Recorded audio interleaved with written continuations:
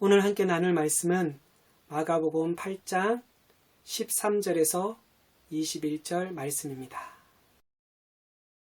그들을 떠나 다시 배에 올라 건너편으로 가시니라. 제자들이 떡 가져오기를 잊었음에 배에 떡 1개밖에 그들에게 없더라. 예수께서 경고하여 이르시되 삼가 바리새인들의 누룩과 헤롯의 누룩을 주의하라 하시니 제자들이 서로 수군거리기를 이는 우리에게 떡이 없음이로다 하거늘 예수께서 하시고 이르시되 너희가 어찌 떡이 없음으로 수군거리느냐 아직도 알지 못하며 깨닫지 못하느냐 너희 마음이 둔하냐 너희가 눈이 있어도 보지 못하며 귀가 있어도 듣지 못하느냐 또 기억하지 못하느냐 내가 떡 5개를 5,000명에게 떼어줄 때에 조각 몇 바구니를 거두었더냐 이르되 12이니이다. 또 7개를 4,000명에게 떼어줄 때에 조각 몇 광주리를 거두었더냐 이르되 7이니이다. 이르시되 아직도 깨닫지 못하느냐 하시니라. 아멘. 오늘은 마가복음 8장 13절에서 21절 말씀을 통하여서 신앙생활에 유의해야 할 점이라는 제목으로 함께 말씀을 나누기를 원합니다. 말씀을 전하기 전에 먼저 한 가지 여러분들에게 말씀드리고 싶은 것은 오늘 말씀은 13절에서 21절 말씀을 전하지만 그 앞에 두 가지의 사건이 1절에서 12절까지 나옵니다. 그 내용도 함께 다루기 때문에 여러분들이 꼭 설교 마치시고 난 다음에 1절에서 21절 말씀을 꼭 읽어보시기 바랍니다. 앞서 말씀드린 것처럼 오늘은 봉독하지 않았지만 정확히 서두에 보면 1절에서 10절 내용을 피상적으로 읽다 보면 그 내용이 오병이어와 거의 비슷한 사건을 기록하고 있다라는 사실을 우리는 발견하게 됩니다. 그런데 똑같은 사건은 아닙니다. 신학자들은 이것을 칠병이어의 사건이라고 말합니다. 혹시 여러분 칠병이어 이런 말 들어보셨습니까? 우리가 피상적으로 보면 아주 비슷한 사건 같지만 안을 들여다보면 이 두 가지의 사건이 다름을 확인할 수 있습니다. 저는 8가지를 찾았는데요. 첫 번째는 오병이어의 경우에는 제자들이 먼저 이 배고픔의 문제에 대해서 제기하게 되어집니다.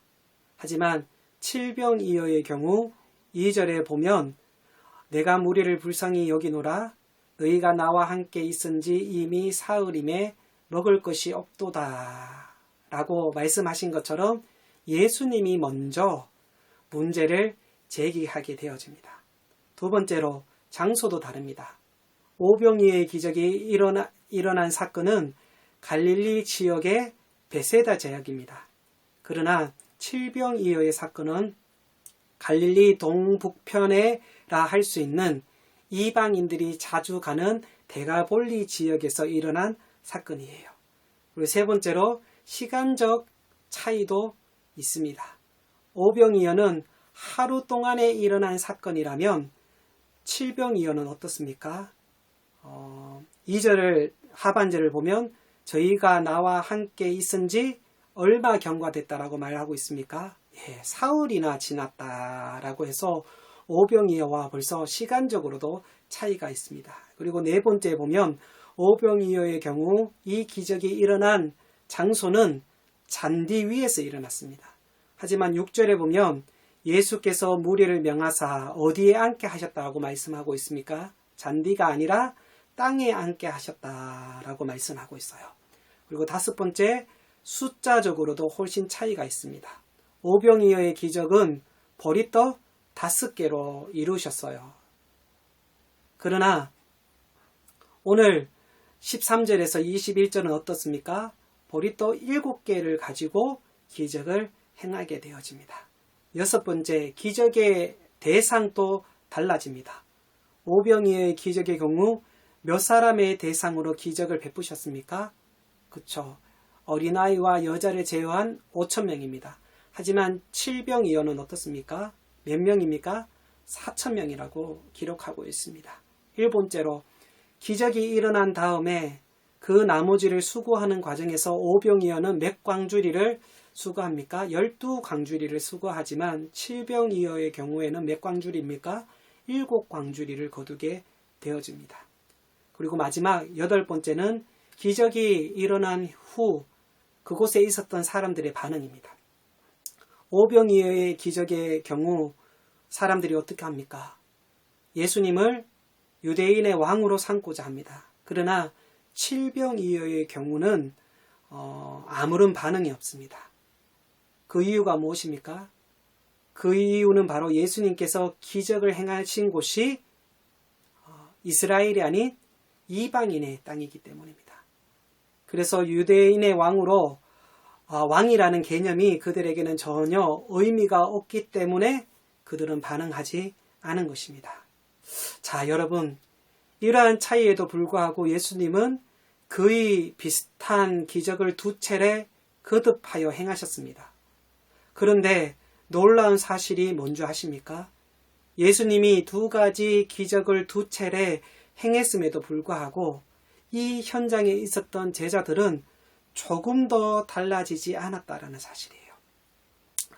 만약 저 같으면 예수님의 이 놀라운 기적을 행하는 모습을 제 눈으로 단 한 번이라도 확인했다면 내 인생을 완전히 뒤바뀔 것 같지만 2차례나 이 놀라운 기적을 본 제자들임에도 불구하고 그들은 전혀 달라지지 않음을 오늘 12절을 통해서 보게 됩니다. 그리고 오늘 함께 읽었던 내용이 바로 칠병이어 이후의 사건입니다. 오늘 본문 13절에 보면 어떻게 말합니까? 그들을 떠나 다시 배에 올라 건너편으로 가시니라 라고 말하고 있습니다. 이제 예수님은 제자들과 데가볼리에서 다시 갈릴리 방향으로 항해하기 시작합니다. 그런데 이 항해 가운데 한 가지 문제가 생깁니다. 그 문제가 무엇입니까? 14절을 볼까요? 제자들이 떡 가져오기를 잊었음에 배에 떡 1개밖에 저희에게 없더라. 짧은 항해이지만 제자들이 도시락을 챙기지 않고 잊어버렸다라고 14절은 말합니다. 그리고 16절에 이 제자들의 모습이 어떻습니까? 제자들이 서로 수근거리기를 이는 우리에게 떡이 없음이로다 하거늘. 여러분 16절을 한번 다시 자세히 볼까요? 제자들이 서로 수근거리기를 이는 우리에게 떡이 없음이로다. 16절을 보면 여러분들은 제자의 어떠한 모습들을 발견하게 되어집니까? 저는요 오늘 이 말씀을 통해서 발견하게 되어지는 것은 그 예수님이 그 이후에 하신 말씀을 통하여서 유추해보면 예수님이 믿지 못하고 걱정하는 제자들의 모습들을 발견하게 되어집니다. 여러분 2번의 놀라운 기적, 오병이어의 기적, 칠병이어의 기적의 현장에 예수님의 제자들은 거기에 있었습니다.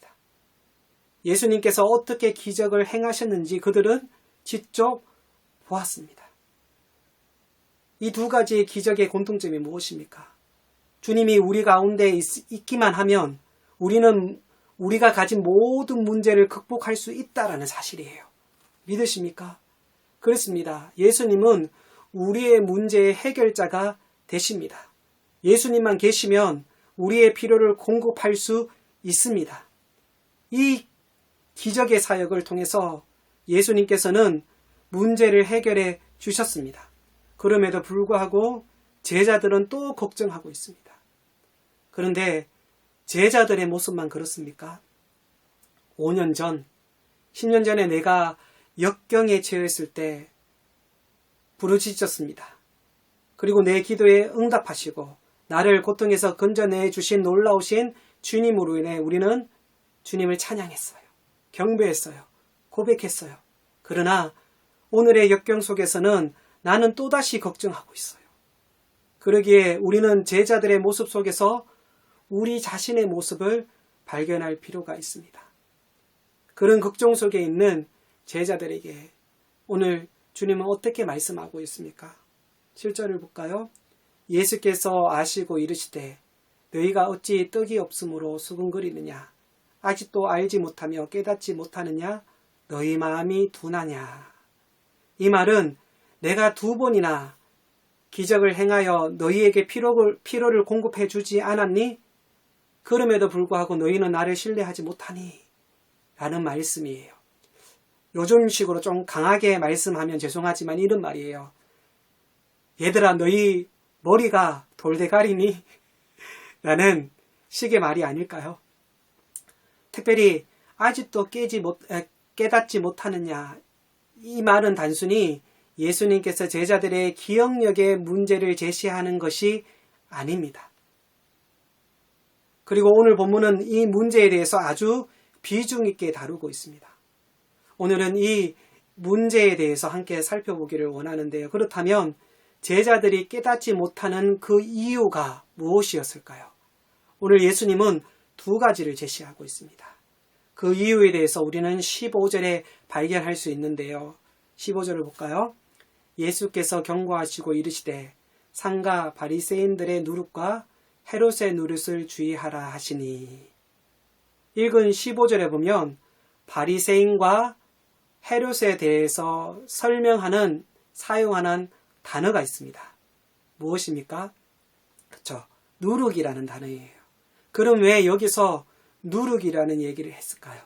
누룩은 한마디로 영향력에 대한 상징을 나타내고 있습니다. 빠른 속도로 빠르게 퍼지는 것, 이것을 예수님은 누룩으로 상징하고 의도하고 있음을 우리는 볼 수 있습니다. 특별히 성경에서 이 누룩이라는 단어를 사용할 때는요, 나쁜 영향력을 상징하는 것을 더 많이 사용하였습니다. 물론 때때로는 좋은 영향력의 상징으로 쓰여지게 있지만 대부분의 누룩이라는 단어를 사용할 때는 나쁜 영향의 확산을 의미할 때 상징적으로 사용하였다는 것입니다. 예컨대 고린도전서 5장 6절에 보면 이렇게 말합니다. 너희가 자랑하는 것이 옳지 아니하도다.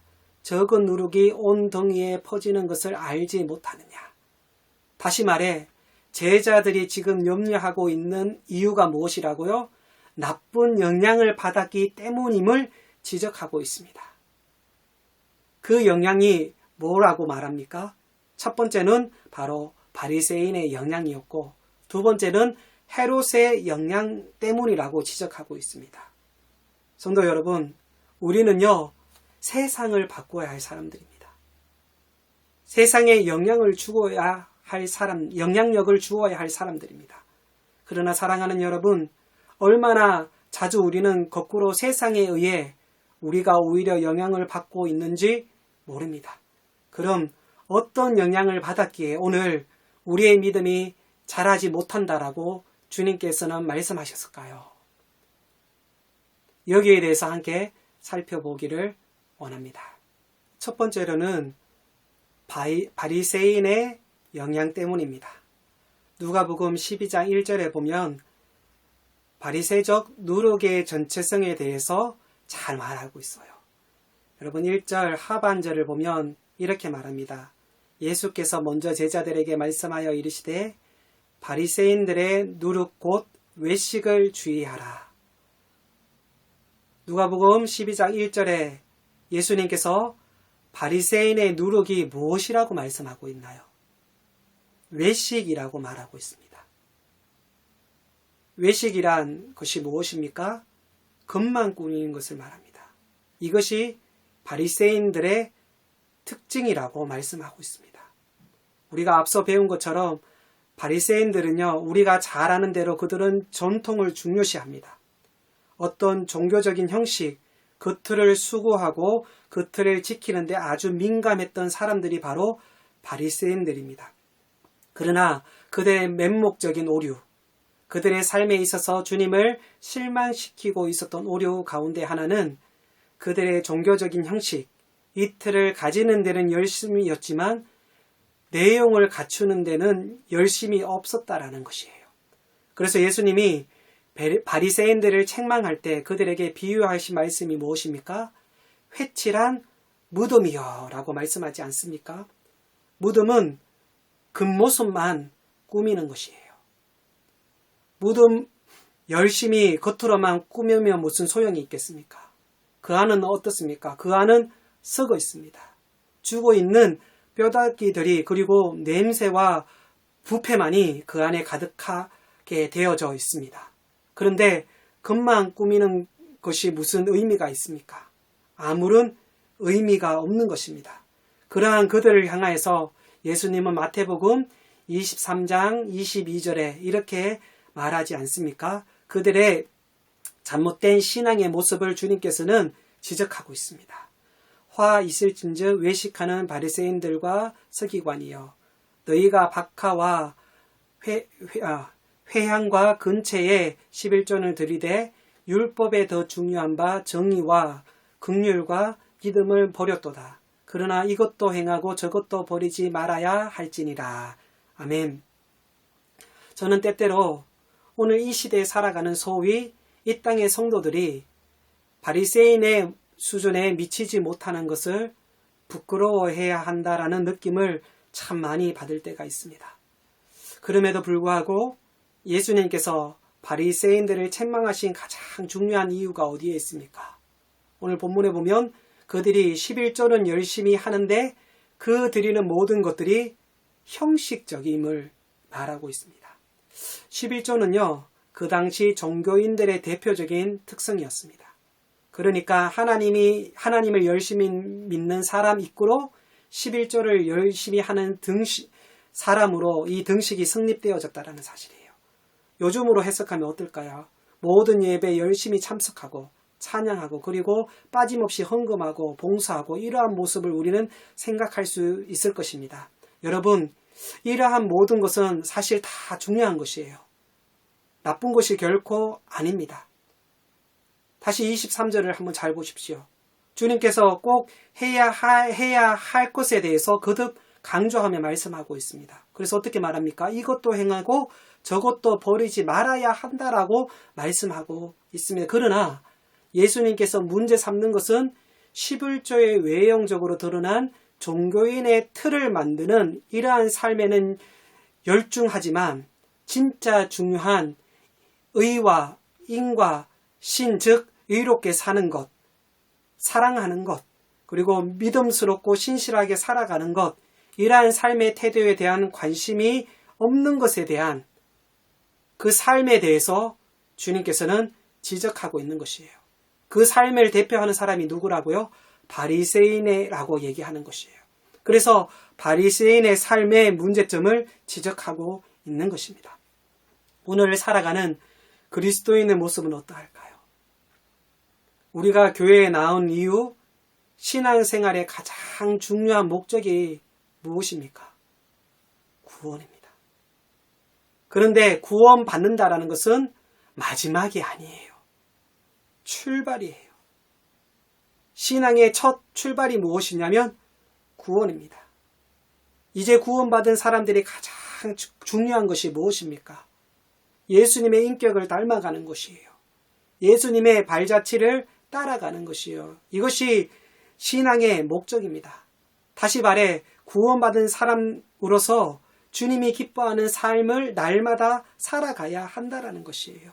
오늘 우리가 함께 예배를 드리고 있어요. 중요한 것은 예배를 드리고 설교를 들었기 때문에 어떻게 살아가야 하느냐가 우리에게 진짜 중요한 것입니다. 내 신앙이 정면되어지는 순간은 예배 시간이 아니라 예배가 끝난 다음에 정면되어진다라는 사실을 여러분 잊지 마십시오. 그러나 예배 시간에 받은 은혜가 불과 몇 시간도 연장될 수 없다면 우리의 가정 안에서 우리는 어떻게 살아가야 할까요? 우리가 과연 세상의 소금이고 빛이 되어질까요?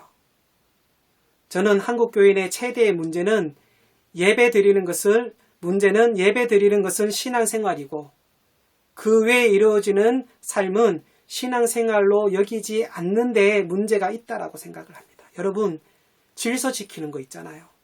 이거 역시 신앙생활입니다.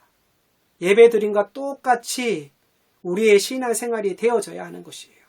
이웃을 생각하고 배려하고 연약한 자들을 돌보는 것, 이것이 모두 신앙생활이라는 것입니다. 그러기에 오늘 우리의 모습이 내 삶이 정말 예배의 삶과 밀접하게 연결되어져 있는지 한번 우리가 살펴보아야 한다라는 것이에요. 또 바리새인의 최대의 문제점이 무엇입니까? 그들은 변화의 의지를 가지지 않았다는 것이에요. 변화의 의지가 없으니까 어떻게 합니까? 종교적 형식을 수고하며 살아간다라는 것이에요. 여러분, 변화를 안다라는 것은요, 뼈를 깎는 일들이에요. 십자가의 길을 가야 하는 거예요. 좁은 길을 가야 하는 거예요. 근데 사람들은요, 그것을 싫어해요. 종교적인 생활을 하는 사람들은 제자의 삶을 얘기하면요, 나의 것들을 버리고 예수 그리스도의 중심으로 살아가는 삶을 얘기하면요, 그들은 싫어하게 되어집니다. 그래서 그들이 어디에 더욱 집착하게 되어질까요? 바로 전통의 형식에 더 집착하게 되어진다라는 사실입니다. 그럼 여러분, 성경에서 말하는 바리새인은 누구일까요? 정말 우리가 바리새인을 비판할 자격이 있는 자들일까요? 어쩌면 바리새인의 모습은 우리 자신의 모습일 수도 있다는 사실 앞에 우리는 부끄러워해야 할 필요가 있습니다. 그리고 이 말씀을 우리의 말씀으로 들어야 할 것입니다.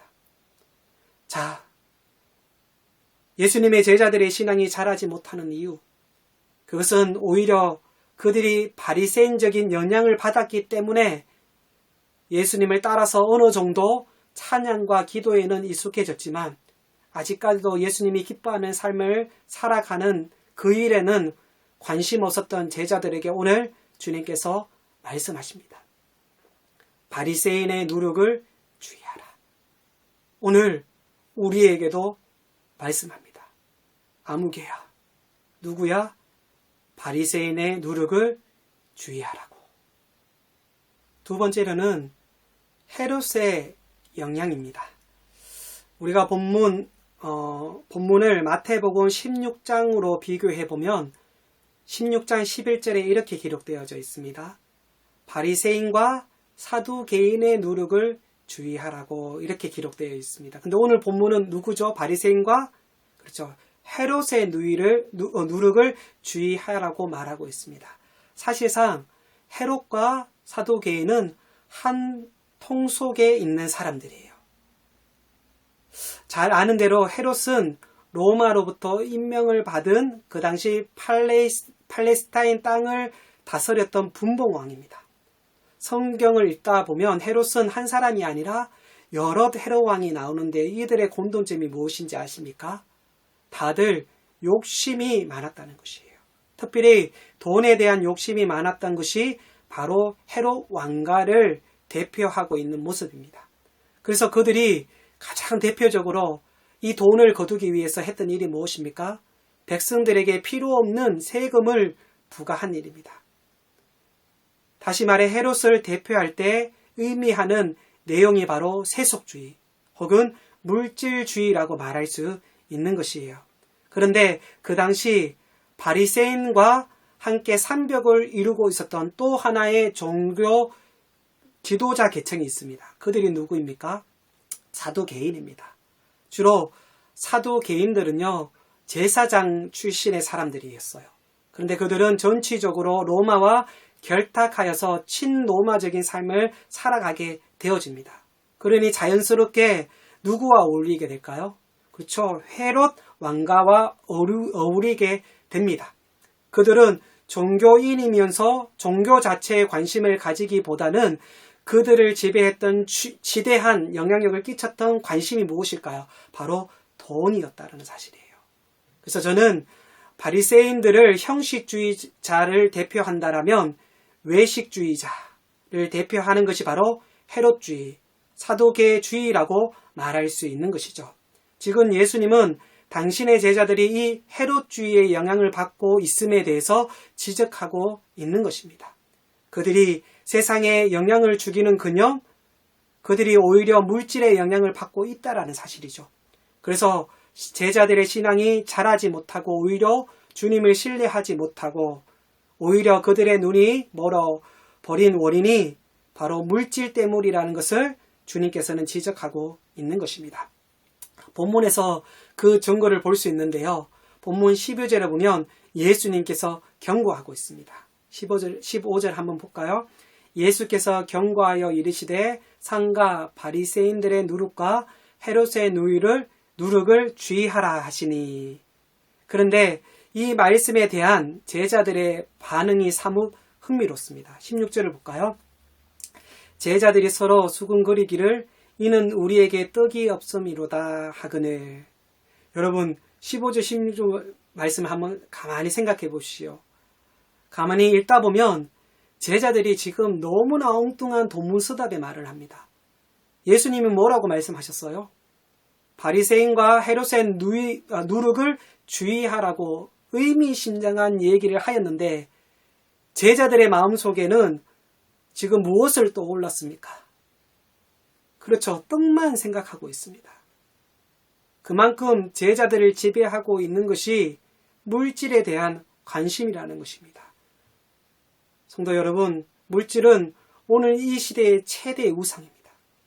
심지어 그리스도인조차도 황금 앞에 무릎을 꿇고 있는 모습을 우리는 종종 보지 않습니까? 그래서 성경은 우리에게 단호하게 경고하고 있습니다.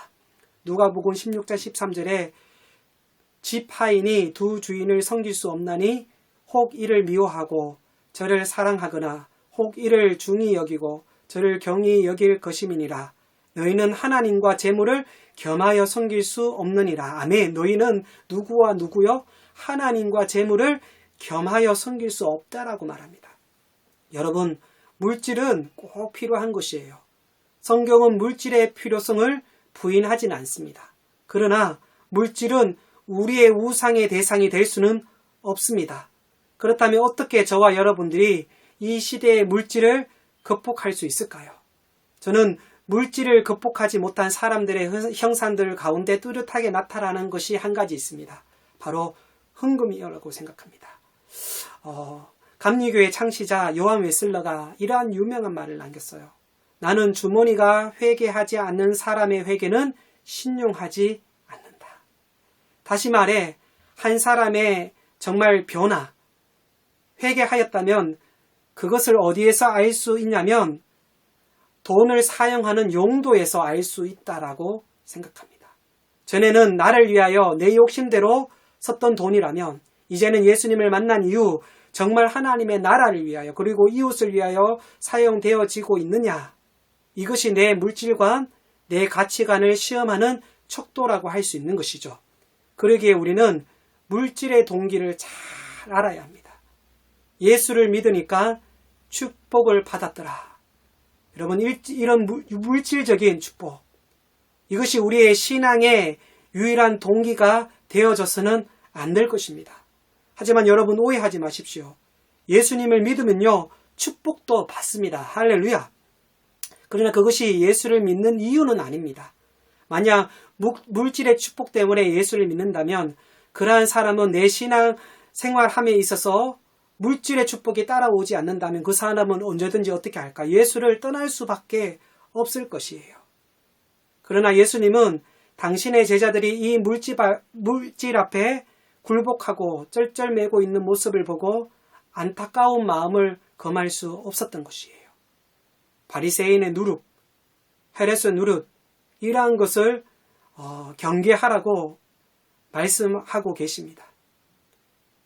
주님의 말씀에도 불구하고 아직도 내 생각이 물질에 해방되지 못한 이 제자의 모습, 그러한 모습을 보고 주님은 얼마나 안타까워하실까요? 그리고 그들을 향하여서 주님은 이렇게 말씀하십니다. 18절입니다. 너희가 눈이 있어도 보지 못하며 귀가 있어도 듣지 못하느냐? 또 기억하지 못하느냐? 오늘 우리가 계속 지금 마가복음을 함께 보고 있습니다. 그런데 1장부터 시작해서 이 8장까지 오는 동안 많은 기적을 보잖아요. 이 모든 기적의 역사를 통하여서 제자들이 보아야 할 것이 무엇일까요? 그것은 바로 그들 앞에 살아 역사하시고 문제를 해결시키는 예수 그리스도가 계신다는 사실을 그는 보아야 될 줄 믿습니다. 그렇습니다. 사단은요, 끊임없이 큰 파도를 통해서 우리에게 예수님이 아닌 다른 것을 보게 할 거예요. 하지만 우리가 말씀을 통하여서 정말 철저하게 처절하게 깨달아야 할 것은, 우리가 바라봐야 할 것은 오직 예수님이라는 사실이에요. 할렐루야. 그는 누구입니까? 오병이의 현장에서, 칠병이의 현장에서 그 많은 사람들의 필요를 공급했던 놀라우신 주님이 우리 앞에 계시고 그들 앞에 계심에도 불구하고 주님을 보지 못하고 떡을 보고 있다는 사실이에요. 여러분의 시선은 누구를 향하고 있습니까? 여러분의 눈은 누구를 향하고 있습니까? 우리의 눈이 열려 살아계신 주님을 바라보기를 간절히 소망합니다. 이제 말씀을 마치려고 합니다. 우리가 오늘 마가복음을 계속 보고 있지만 이 마가복음을 조금 더 잘 이해하기 위해서 우리가 계속 또 한 본문을 봅니다. 어디죠? 그렇죠. 마태복음을 봅니다. 근데 이 마태복음 16장에 보면 오늘 사건 이전에 바리새인들이 자꾸만 표적을 보여달라고 예수님께 말합니다. 그러한 바리새인 요구에 예수님께서는 일축하며 말씀하고 있습니다. 그것이 16장 4절 말씀인데요. 내가 너희에게 보일 표적은 요나의 표적밖에 없다라고 말합니다. 예수님께서는 왜 이러한 상황에 요나의 표적을 말씀하셨을까요? 요나의 위대한 사건이 무엇입니까? 물고기 사건이잖아요. 그가 물고기 속에 들어갔다가 며칠 만에 살아나옵니까? 사흘 만에 살아나옵니다. 바로 예수 그리스도의 십자가의 사건을 이야기하는 것이 아닙니까? 주님의 가장 위대함은요, 그가 여러분과 저의 죄를 담당하고 십자가에 죽었다가 사흘 만에 다시 부활하셨다라는 사실입니다. 믿으십니까? 그분이 나와 함께 하셔요. 그분이 나의 주인이 되어줘서요. 그런데 왜 우리가 염려해야 할까요? 왜 걱정해야 할까요? 그래서 베드로가 말하지 않습니까? 베드로전서 5장 7절에 너희 염려를 누구에게? 다 주님께 맡기라. 이는 그가 너희를 돌보시리라. 할렐루야. 우리의 염려를 어떻게 해야 한다고요? 다 주님께 맡기면 됩니다. 그러면 그가, 예수님께서, 하나님께서, 성령님께서 우리를 돌봐 주실 것이에요. 그러므로 여러분 걱정하지 마십시오. 그분이 함께 하신다면 우리는 일어설 수 있습니다. 우리의 기도는 응답되어질 것이에요. 피할 길을 생길 것입니다. 홍해가 열리는 일들이 일어나게 될 것입니다.